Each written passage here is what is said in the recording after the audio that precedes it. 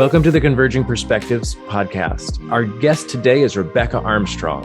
I'm here in my capacity today mostly as a teacher. I've been working at Midwestern universities for the last 20 years. For the last decade, I've been at Indiana University teaching philosophy and ethics. And so it's in that role that I'm coming to this discussion about political polarization. My deeper background is as a mythologist. I worked for the Joseph Campbell Foundation for 12 years and ran mythological roundtables around the world on 3 or 4 different continents. So I have this kind of background of having to have a converging perspective, listening to people speak out of their own cultural differences, but trying to reach shared points of converging interests and understanding. So this is a wonderful topic to indulge in. And for those who don't understand what mythology is, it's really the study of the ancient stories of our cultures, not just our religions, mostly religions, but the stories of our cultures which inform the psychology of our people in time. And it's a very deep lens through which to observe human civilization. And in a sense, someone with a love of mythology inherently has one foot in the so-called conservative camp, because we're honoring the ancestors, aren't we? By continuing to read and recognize the influence of these ancient stories, ancient rituals.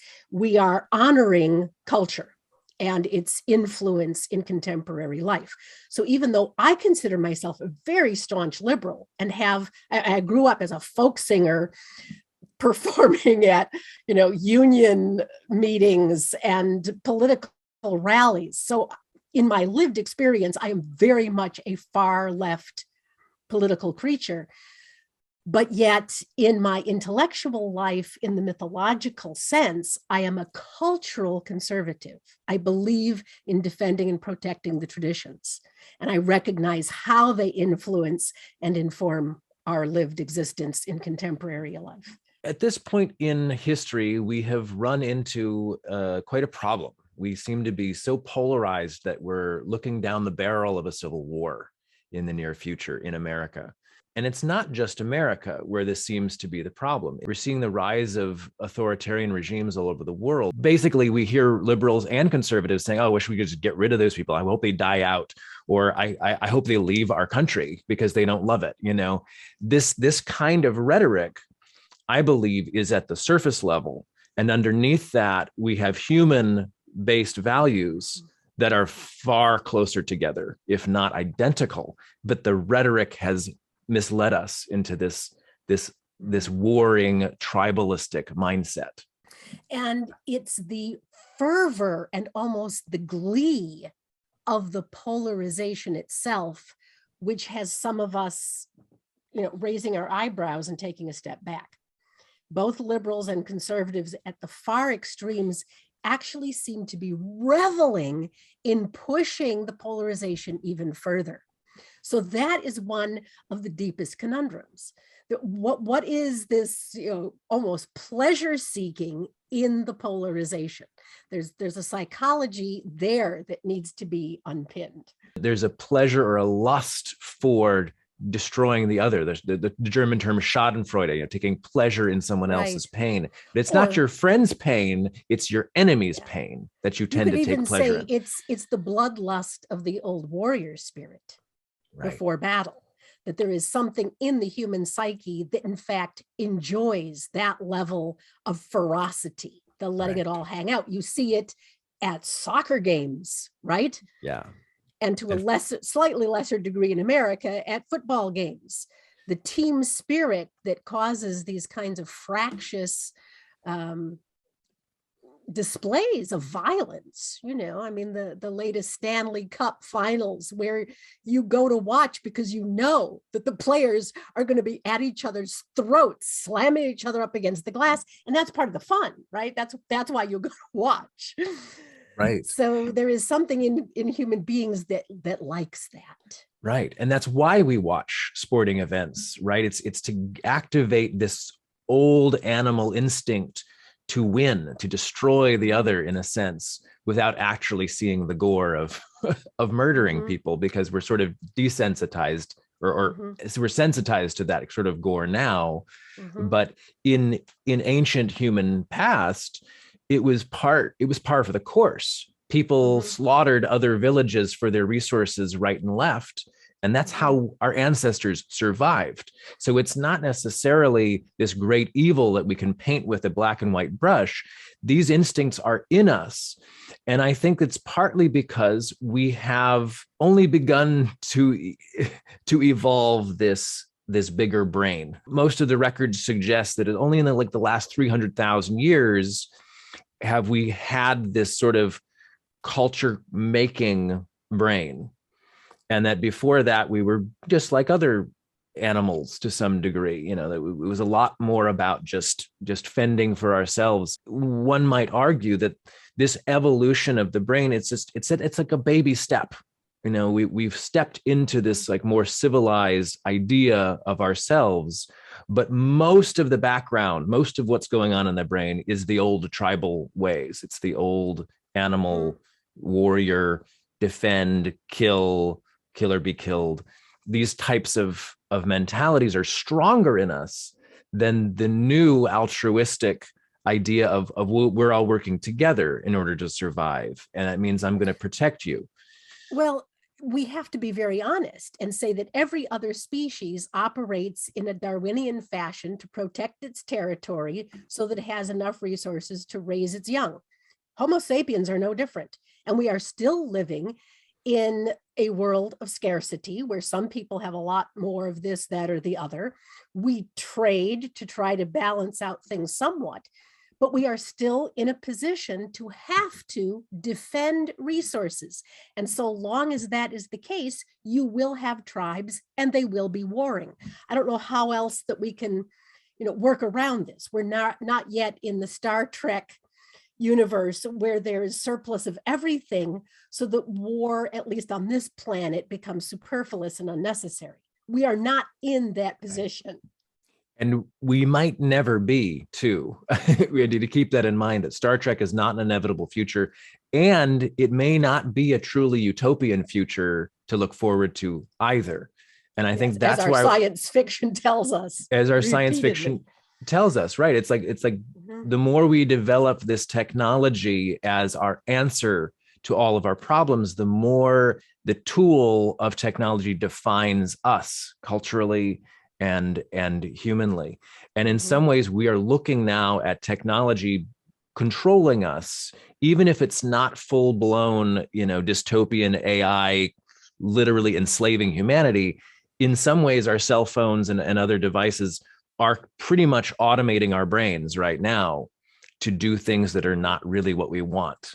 So we could say that technology may be accelerating certain tendencies in the human psyche, but your proposition is that they're not being created by technology. They're already there.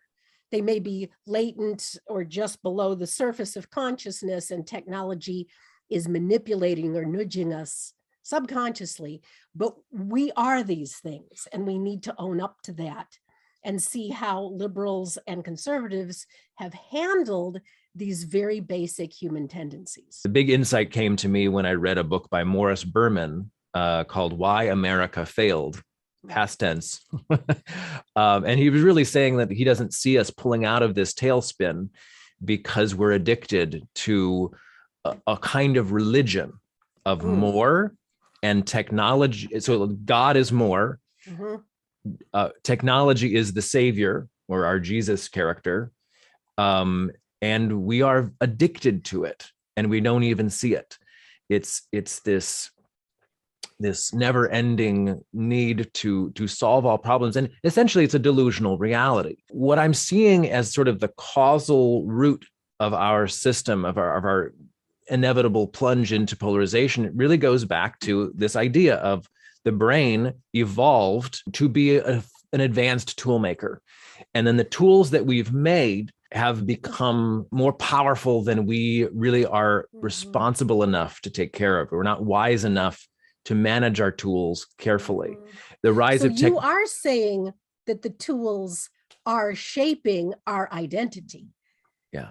So that is much more profound. I think it was Winston Churchill who said, we design our artifacts and thereafter they design us, or something to that effect. And I think that is what you are claiming now, is that we may be becoming different kinds of Homo sapiens than we might have been without all of this technology. In a way, we've created technologies for thousands and thousands of years that just helped us survive a little bit better. By the Industrial Revolution, we have created power. We sort of bypassed the solar route.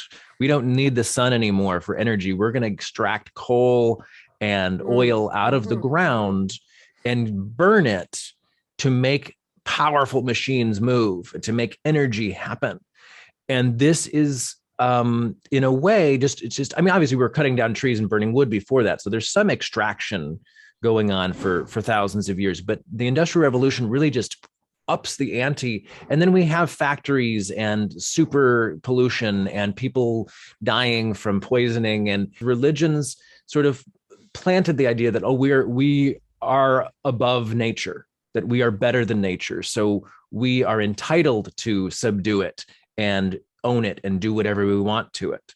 Are you suggesting that conservatives will tend towards being more supportive of technology or less? Are they on the side of the old God, the God of nature? Well, this is where I think it's really strange what's happened, because conservatives should, according to their value sets, should be the environmentalists. They should care more about preserving the environment than growing big business. And yet in today's American politics, it's not true. The liberals are the champions of environmental protection. And of course, in name only to some degree, right? Like they push policies more than the conservatives for sure. But has any massive change really happened? No. And sometimes, Nixon actually was the first president to pass the Clean Air and Water Act. So you've got this shuffling on it, but really conservatives should be championing going back to the old ways of nature. Right. And they don't. Except that the push towards ecology was driven by young people who, in the Industrial Revolution frame up, were siding with the workers, the underdogs, the lower classes. So it's maybe not the ideology there of save the planet, but it's who you were with. And if you were one of those marching with the workers against the bosses, then you adapted their other values. You see what I'm saying? So since the 1960s, the ecological movement and the workers' movement and the unions against the big man, those have all sort of consolidated under the liberal or Democrats banner. Right. Which is why the conservatives couldn't own that piece of it, because they'd already identified with free enterprise, free markets, competition, and those sorts of things. Right. Well, what I think is also going on here is an unnamed religion has really hijacked both parties. Okay. And that's why we're not able to accurately identify what we're arguing about. And I think it's what Morris Berman labeled as this religion of more, this religion of more is always better. Conservatives should own the environmental issue. And like you said, the Labor Party picked it up because it was literally hurting the poor people the most. The laborers were the ones who were ingesting toxins into their bodies and making them sterile and whatnot. And so they picked up the mantle because no one else would, because the conservatives basically have been hijacked by the religion of more. And then when you see the liberals, it's the same thing. They're not really immune to this. Nobody is, because we haven't named this religion and what it's done to us. And I just want to say that I think this religion has turned marketing onto us in a way that's predatory. The father of modern marketing basically figured out how to associate identity with what you're buying. So now, even if you're feeling you're detached from reality because you're not in nature, you're in a big urban city, and you're detached from your sense of self because culture has changed so rapidly that you no longer have any familiar signposts to relate to. Now we're going to offer you identity through what you consume. Here, buy this, watch this, take this, eat this. And this has become the culture that we now live in. It's a bait and switch. It's like we have this deep need for a sense of belonging and connection to our roots, and we've been given plastic products instead.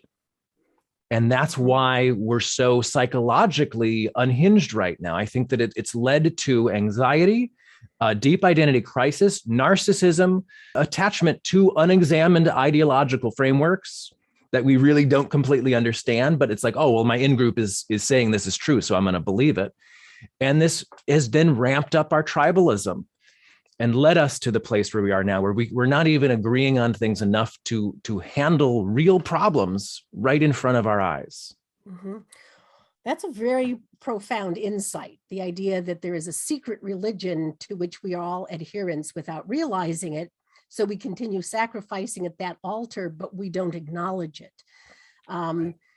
It's unusual that I find anything to agree with in, Commandant Lenin of the Soviet Union, but he rightly observed this religion in action when he said, when it comes time to hang the capitalists, they will compete with each other to sell us the rope to do it. Wow. So that's pretty dark. It's very dark, but if you're right, he saw that's a religion, and they're so down the rabbit hole that even at the point of death, they will be observing the rituals of capitalism by trying to sell us the rope to hang themselves. Right. Capitalism is good in many ways, that it brings us this sort of freedom of choice that meshes pretty well with democracy, but without any kind of moralistic or social constraint. We can all see how damaging it is to people and the environment. It is horrifically unhinged from morality. Mm-hmm. So this is a problem that is hurting us all, and it needs to be put into check. And I want to also mention that socialism, or the social care for community, it is how human beings have survived for the last 300,000 years. It is through tribes, through the herd species strength that we survive. No rugged individuals in human history have survived on their own. None. So we need to balance meritocracy with social values.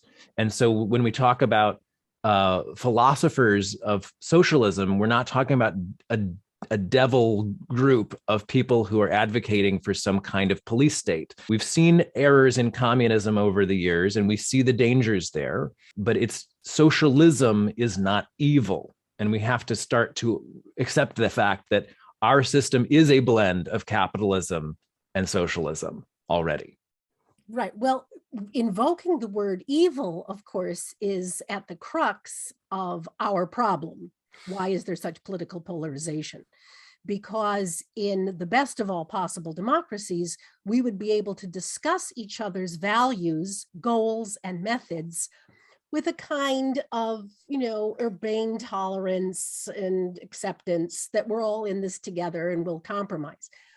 But attaching the word evil to other people's goals, methods, or values is what characterizes a political polarization, such as the kind that we're having right now.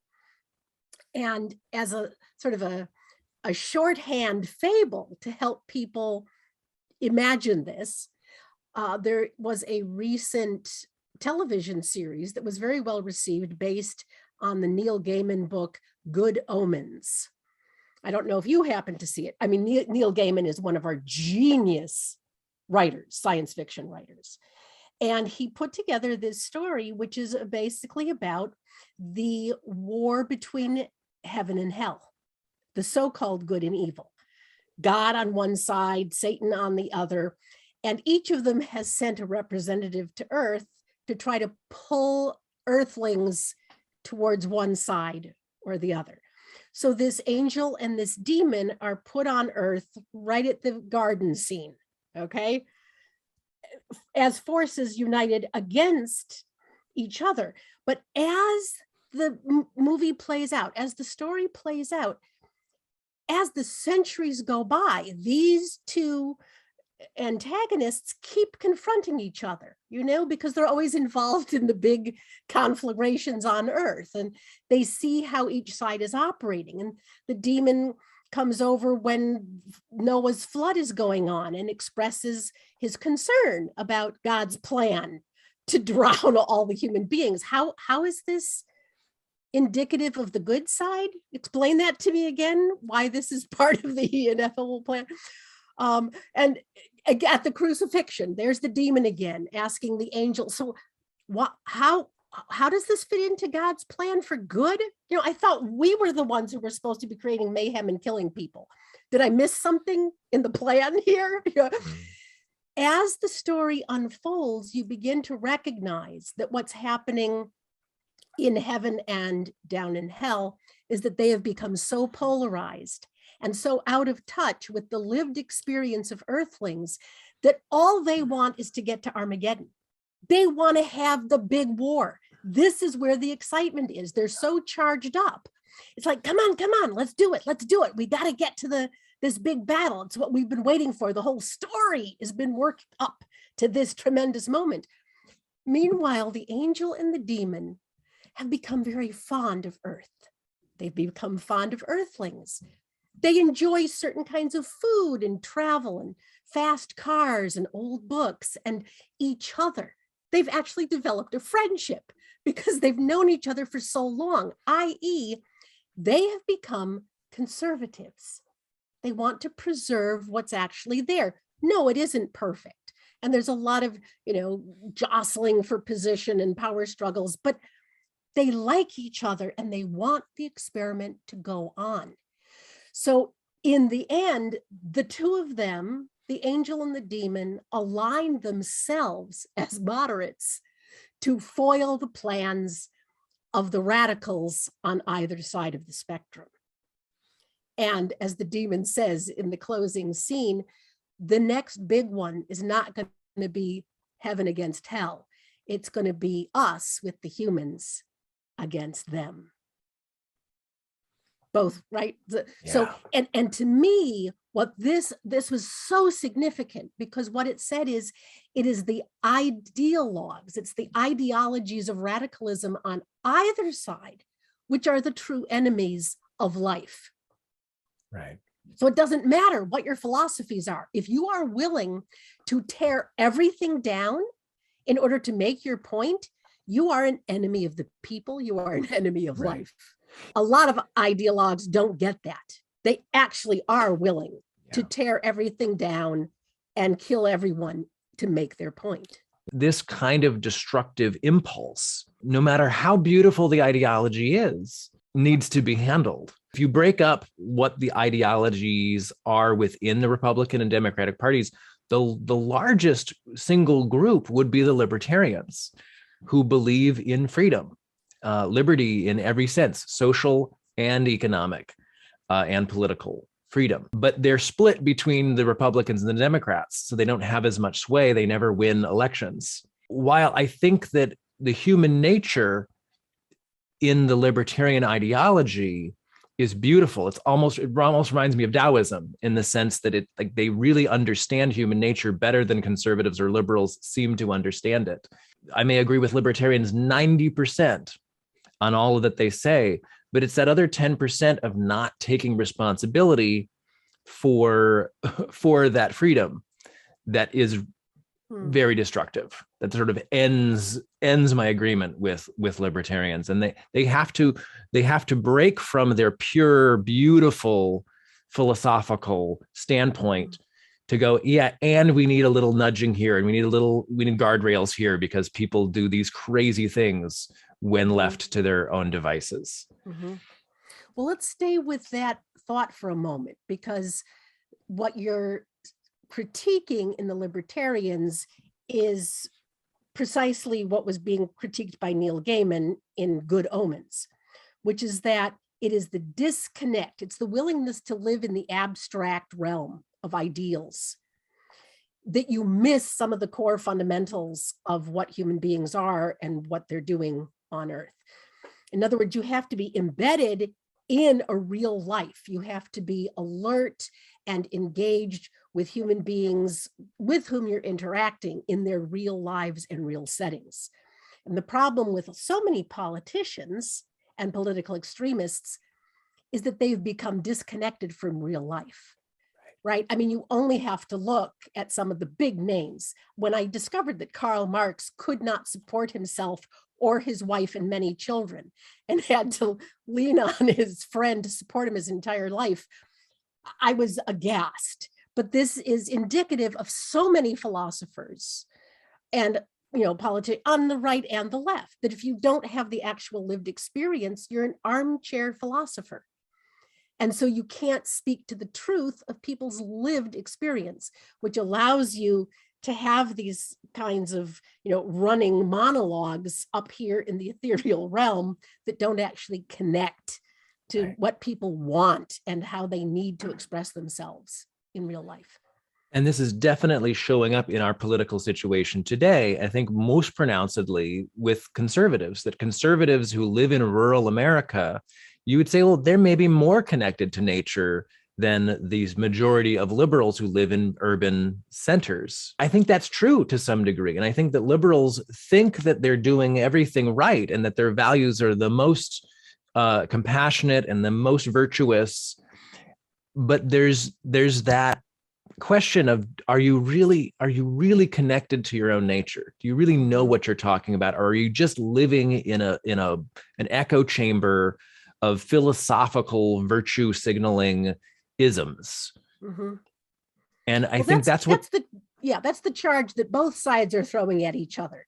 You're living in an echo chamber. Right. You're not speaking from your authentic experience. But I think that, as liberals trying to cross the bridge to understand the conservative viewpoint, it's so important to listen to their strong critiques of our worst offenses. Right? Like, what Gandhi did when he said, yeah, the Indian liberation movement is very important, but our best allies, in fact, are our British overlords who are critiquing us accurately. And we will advance farther and faster by listening to what they have to say about our weaknesses. So don't dismiss their criticisms. And for the same reason, I think it's very important for liberals to listen when conservatives say, for instance, your cancel culture makes mockery of your values. That is so hypocritical. Don't you see what you're doing? Right.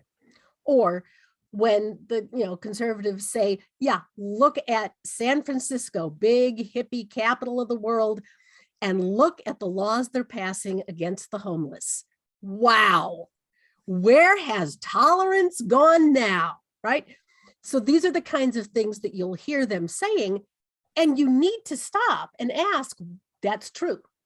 We can read those draconian laws against the homeless and ask ourselves, why is there such a disconnect between professed beliefs and what we're actually willing to live with?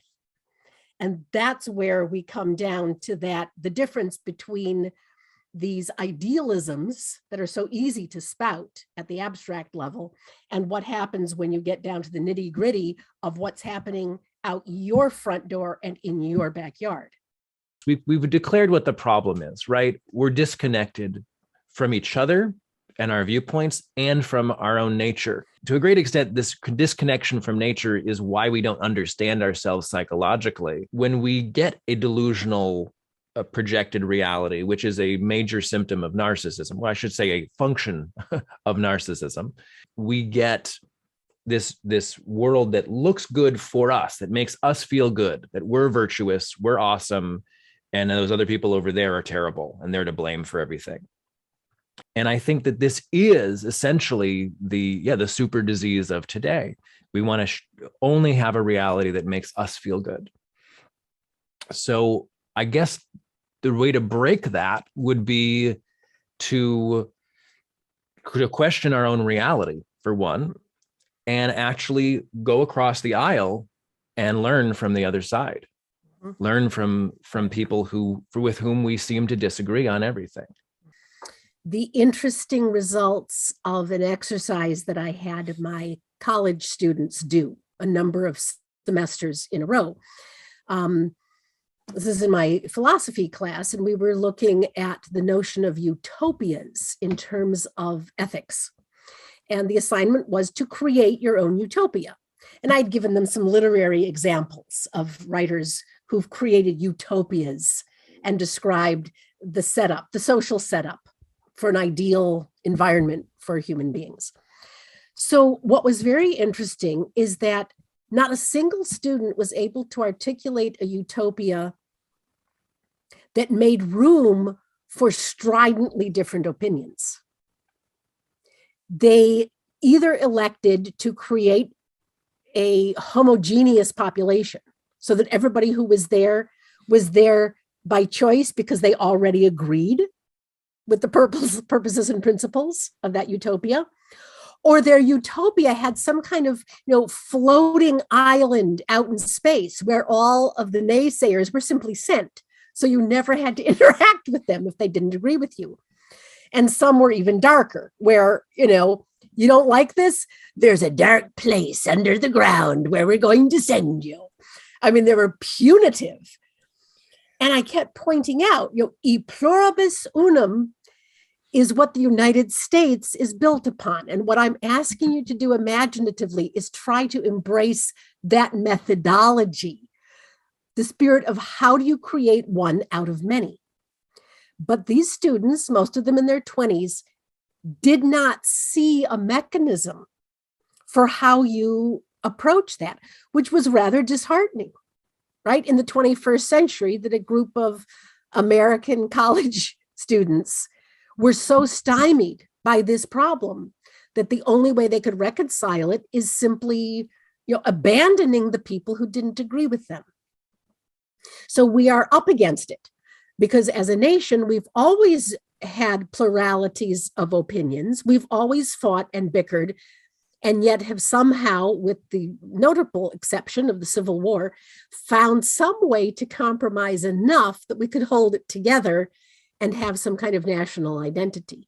Right. And I think that's your point, is that we are getting very dangerously close to the point in the 1860s where that very fragile compromise eroded to the point that we could not hold it together anymore. And are we arriving at a place that is as fractured as that historical juncture? I think a lot of times when people hear the word compromise, they think about watering down their values. They think about finding some line in the middle, which is sort of arbitrary because these people are arguing for something ridiculously extreme over here. I don't advocate that at all. I think that any kind of compromise should be arrived at through reasonable conversation about why we're doing what we're doing. Again, I think if you strip off the debate around political ideologies, which we rarely even understand, at least we don't seem to be logically consistent about them, strip those off and go down to the sub-level of human values, basic values of freedom, of justice, of compassion, of loyalty, understanding that the human mind has certain needs for safety and belonging.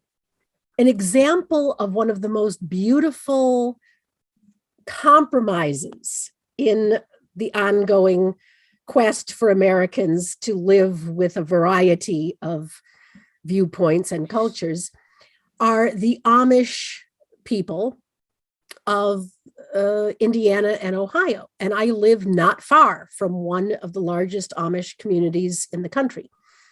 And as you know, the Amish have been given all sorts of political dispensations to be able to live really uniquely inside their own religious and social culture. They don't have to obey some of the other state laws that pertain to everybody else. They get to educate their children in the way they wish. They have different permits for driving so that they can have their horse and carriages and go to town and get their supplies. There's a lot of compromise that the state and federal governments have made to allow the Amish to exist and explore their own cultural values without interference. This is a win-win. I mean, we can see that this has been working beautifully for a relatively long period of time. Now, the reason that that exists, I would say, is because we observed the separation of church and state. The Amish appealed for leniency on the basis of being separate, of being able to be Americans, but be separate within their religious identity.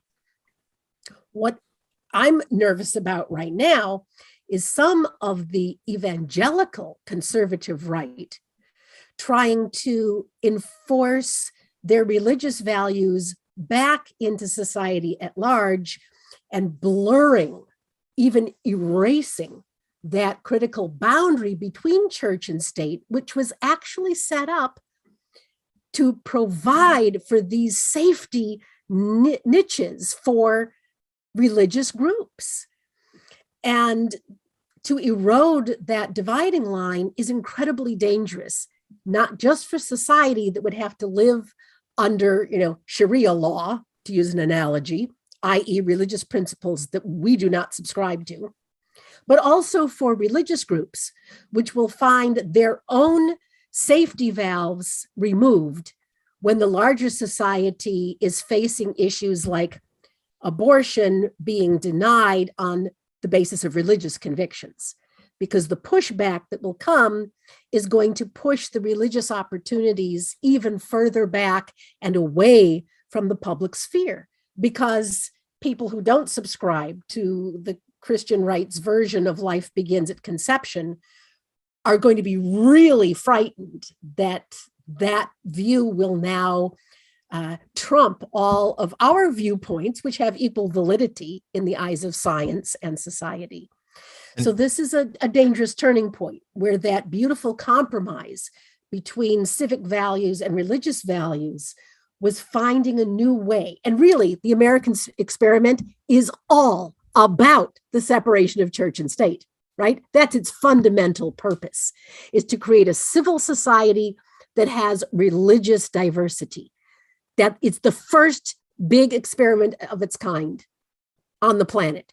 And so we are really endangering that deep formative impulse by allowing a religious viewpoint to ride roughshod over civic values.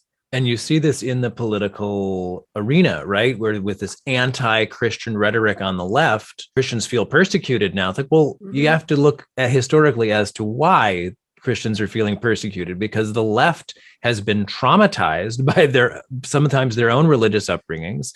And now in the political sphere, seeing religion manipulating the system. I mean, if you go back to prohibition was another one of these religiously executed religious conviction around drinking, even though sort of summarized in the Ken Burns documentary series by one of the historians is that 10% of people can't handle their alcohol and it ruins their lives. But 90% of the country, they tend to handle their alcohol fairly well, and they don't abuse it and destroy their lives with it. You can't legislate for the 10% to the 90%.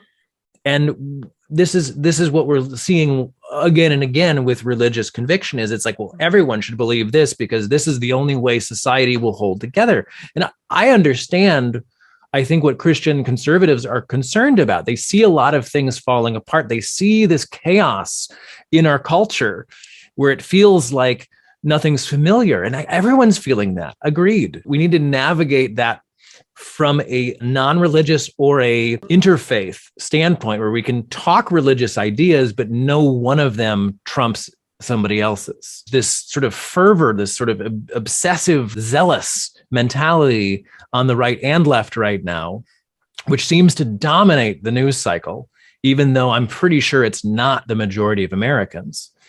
I want to talk about a guy named Eric Hoffer. He said that progressive or liberal movements tend to rise mostly out of anger over things not changing, but also because people are just bored enough to believe in something to march for.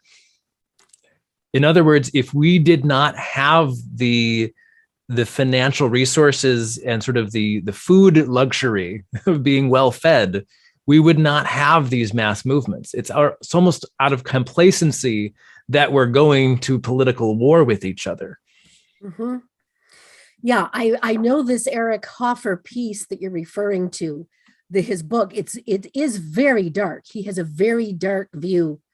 I would say he focuses on the weaknesses in human nature and kind of exploits those dark places to explain a lot of what we all think of as irrational behavior. I always look at the rise of Nazism in Germany, in Hitler's Germany, when I think of Hoffer, right? Because it's such a powerful example of what we think of as good, educated, righteous people tumbling headlong into one of the most evil, sinister plots to exterminate fellow human beings, their neighbors, that the modern world has seen. It's like, how in the world could that happen?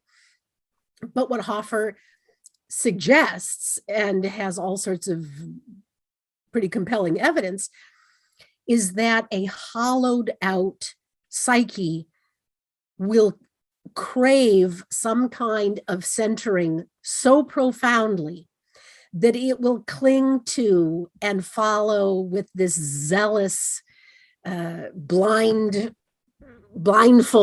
adoration anything which promises to give them a center, anything which promises some kind of identity formation, because it's so frightening to live without that. It's almost like a compulsion. You can't help yourself. Someone is giving you a reason, a raison d'être, and you go, yes, yes, yes, yes, yes. Don't ask me why. Don't ask me any questions. Just let me follow, please, please. When you look around the world and you look at history, you say, well, that does kind of explain how this could happen. Yeah.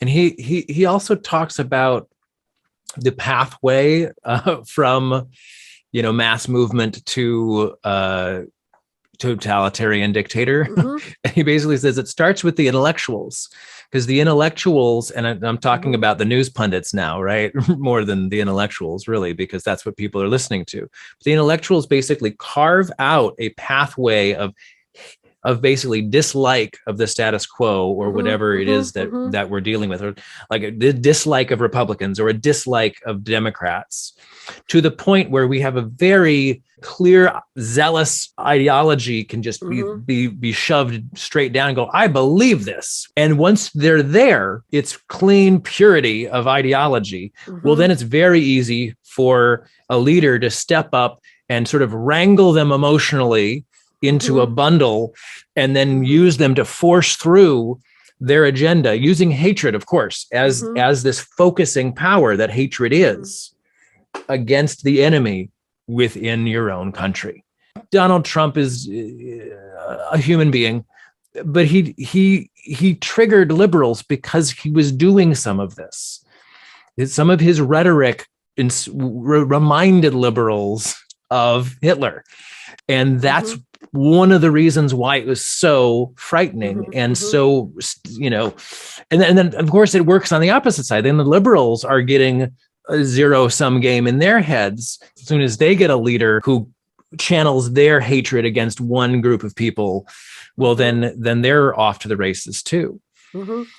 Although what you would say, what a social scientist, or even better, a social mythologist would say, is that it is the absence of a compelling myth or a compelling storyline, a compelling narrative for identity, which creates this vacuum into which a new narrative is easily submitted, right? If you do not have a myth that you are living by, you've created a psychic vacuum. The minute a new storyline that has any titillating value comes within reach, is like a magnet. Whoop! That's my story. I'll take that story. I like that. Give me that story. And so you have, in Germany, the dissolving of the narrative after the First World War, right? The erosion of the German pride, their inability to cohere after the First World War because they were so penalized. There was so much punitive, aftermath, created this vacuum into which Hitler went like a flame into a box of tinder. The desperate need for a narrative that would lift them up and make them feel good about themselves again. Psychologically, boy, we can identify with that. So in America, we've been lacking this positive narrative. I mean, World War II, we were the good guys. We knew that in our heart of hearts. Over there, we were the heroes. We'll save the world. But now we have now crashed and burned. We do not see ourselves as the good guys. And the world is telling us, you are not the good guys, you hypocrites. Yeah. Look what you're doing. It's very shameful. I want to read a quote by Eric Hoffer that I thought was pretty compelling. He says, a mass movement, particularly in its active revivalist phase, appeals not to those intent on bolstering and advancing a cherished self, but to those who crave to be rid of an unwanted self. Boom. Bingo. That's exactly right. Yes. It's like we're disgusted with ourselves and we want to flush it down the toilet. We want to get rid of it so that we don't have to look at it anymore, feel it anymore. You can read that in the histories of the German people who, 50, 60, 70 years after the Holocaust were willing to go through therapy and start writing about their experiences. That's exactly what was going on. The hated self-identity was being given the opportunity to be erased. You could take that horrible shadow self and eliminate it, cut it off like a cancerous sore from your body and have a new identity. And I think we're feeling this disgust. I'm seeing this disgust all over the political arena right now. It's disgust Olympics right now on social media, on the news media. It's all disgust for the other. This is exactly the kind of psychology that leads to a civil war. And I've got one other quote I want to bring of Eric Hoffer's. He said, craving, not having, is the mother of a reckless giving of oneself. It's so poetic. Think about our hyper-consumer culture today and how this has been sold to us through psychological manipulation to basically get us to buy more stuff, because that's how we sell the American dream. This just hyper-consumption that we're in, we are being taught to crave constantly. So it is very easy for a news organization or an ideological influencer to then take our constant craving and direct it towards something else even more destructive than just consuming, jewelry or food or fancy cars. That's really an important insight. And I don't think that we have enough people looking at that particular side effect of the consumerist culture. That quote from Eric Hoffer, I actually pulled that up from the book as well, because I was so struck by it. And immediately I went to the phenomenon of falling in love, the young ones who fall in love out of craving and give themselves recklessly away, simply out of the desire to find something they can hang on to, not because they have an overabundance of selfhood to share, but because they have nothing. They feel so empty that they've got to have a lover in order to sustain any sense of being alive.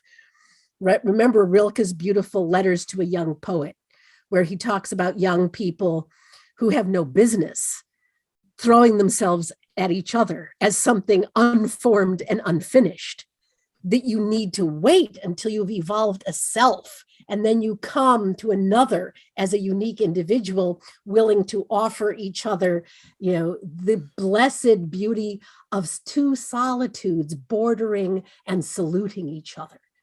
Or you can just feel the kind of grandeur, the magnitude of a self that has been fully formed, now being able to share fully with another.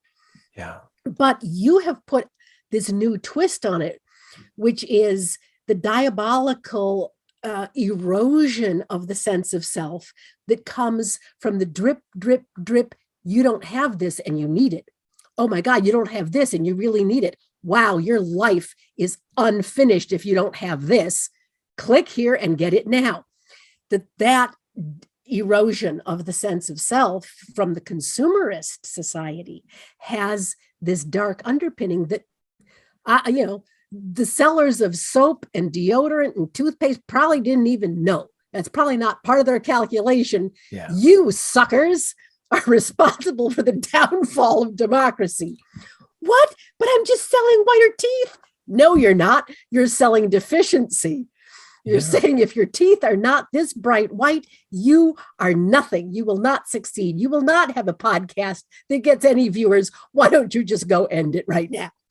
And I think that if we had better connection to nature and a better connection to our historical lineage and culture, then it would be much harder for these manipulators to get us. But because we're so disconnected already, it's easy. We are looking for anything to fulfill that sense of identity that we're missing. And so we just take it. And we get used to taking it such that we are addicted to taking it. And now it's like, well, where's my next hit? Where's my next hit? And now the news has moved in, and ideological manipulators have moved in to use this weakness, this addiction, to sell us complete lies in order to gain power, in order to gain money, in order to destroy society. For what? So that they, who are also addicted and mentally deranged and lacking an identity and needing power in order to feel like they have an identity, can achieve their pathology. It is Thoreau, I believe, in his essay on nature, who talks about the importance of simply walking out into nature and standing under the sunshine to realize your full humanity. Nothing else is needed. You stand here, you feel the sun on your face, the wind at your back, the trees around you, the great earth beneath you, and you live into your fullness as a human being. And never mind the city and the town with its distractions, because this is where the self is fed. Yes. So this comes back to your point, that when we were more connected to nature, we were more connected to our sense of self. Yeah. And that provided a buffer, a very important buffer psychologically between ourselves and these darker forces that would turn us into these craving mortals with our fearful selves, ready to fall into the first tyrant's hands that present themselves. Right. And then I would say, let that be our first prescription for the problem of polarization in America, to just go to nature, go to a national park. Nature. Stop, stand in nature and feel your selfhood. Leave your screen at home for an hour. Let's get into this, because the alternative is this automaton, wasting our lives, just following the impulses. I think that this disgust that everybody is putting on social media today and on the news, it isn't really about the topics. We're not really that disgusted about the topics that are spun to make us frightened of them. It's really that we're all too fed. We've absorbed too much meaningless consumption that has no real touch to our identity at all. We need to purge all of that out. That's why we're feeling disgusted, because we've been ingesting poison for our entire lives. Yeah. And it's time to vomit it all out. Purge this incredible toxicity that's been building up in our systems, so that we can breathe fresh air again and taste what identity really is. Yes. Yes.